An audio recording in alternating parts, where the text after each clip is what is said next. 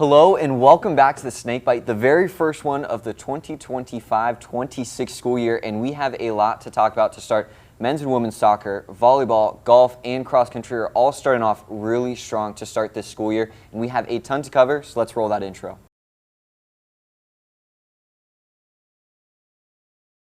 The men's soccer team came out the gates hot, opening their season with 2 road wins up in North Carolina.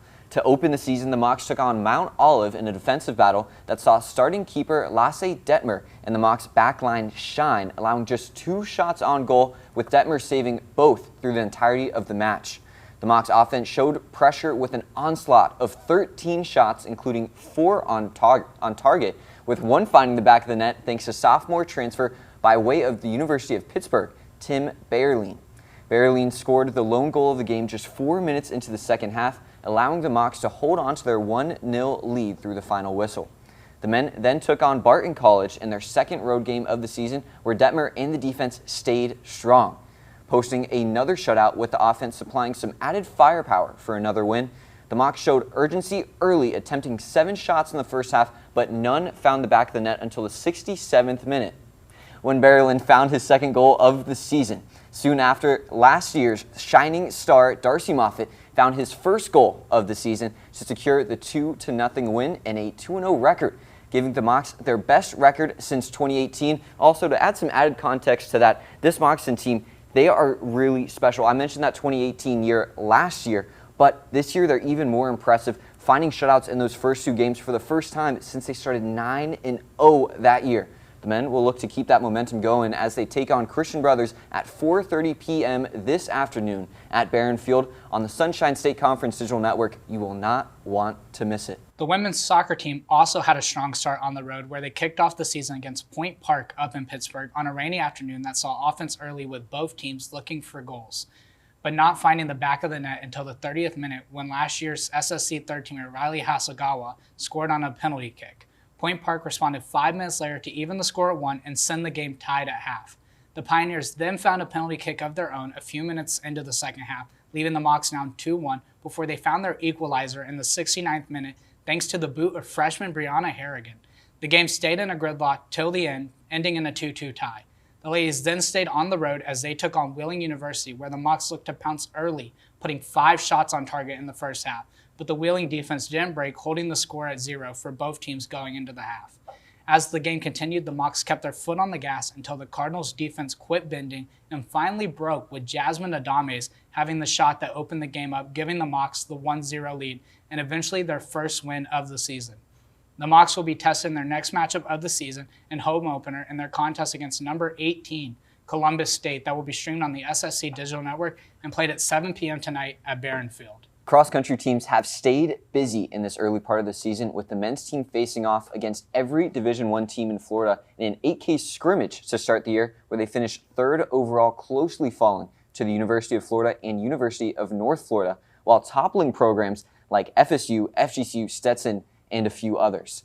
The men carried this momentum into the first official race of the season, the Swan City Invite at Holloway Park, where the top 6 runners on the team sat out to further train, allowing the rest of the team to fight for a spot to important travel competitions. Leading the way in the 6K was senior Simon DeVos in 18:58 to finish 5th overall, with sophomore Andrew Nyland following closely behind in 19 minutes in 6th place. Overall, the Mocs men finished in 2nd, just 5 points behind Embry-Riddle, who had the top 2 finishers in the competition. The women's team saw similar success in their season opener, also finishing 2nd, but this time to the Tampa Spartans. The ladies were led by junior Grace Reed in the 4K, who finished 4th overall in 14:26, with the rest of the Mocs top 4 falling in the top 15 and the top 6 all within the top 20.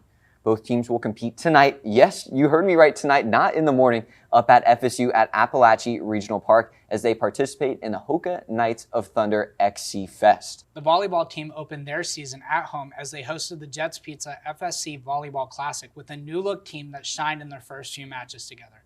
In the tournament, the Mocs went 3-0 in great part thanks to SSC Defensive Player of the Week Nako Sasaki, who had 20-plus digs in each match, including 31 digs against receiving votes Hillsdale College in the second game of the season. But let's not get ahead of ourselves. The Mocs started the season against Anderson in one of the many battles of the tournament, falling in the first 2 sets before the Mocs struck back, rattling off 3 straight sets, including a 15-11 final set to open their season and breathe a sigh of relief. Then the Mocs took on aforementioned receiving votes Hillsdale College squad, where a similarly slow start happened for the Mocs, losing the first 2 sets before catching fire again, thanks to Brielle Mullen serving literally 9 straight points for the Mocs, propelling them to a 25-16 set win. The Mocs saw similar success to win the next set 25-19 before closing it out with a 15-11 final set win. There was no rest after back-to-back 5-set matches, as the Mocs would take on Augusta later in the day in a matchup of 2 undefeated teams. But the Mocs came ready to play, dominating the first set 25-9. They followed this by sneaking out the second set with another set win, 25-23, thanks to a 7-point run to end the set after being down 23-18.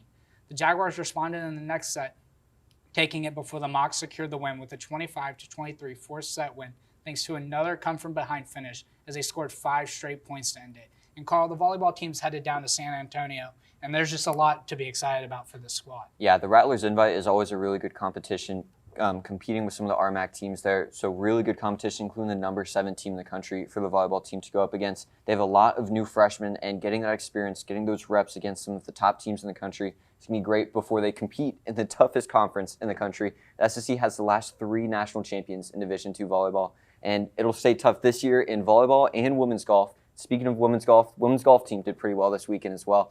They were 3rd in their opening competition, playing against Tampa and that, and a handful of D1s too. So a ton to look forward to for Florida Southern Athletics. Make sure to stay tuned to the Snakebite, FSCMocs.com, FSC TV, and everything in between. We'll keep you updated here on the Snakebite. See you then.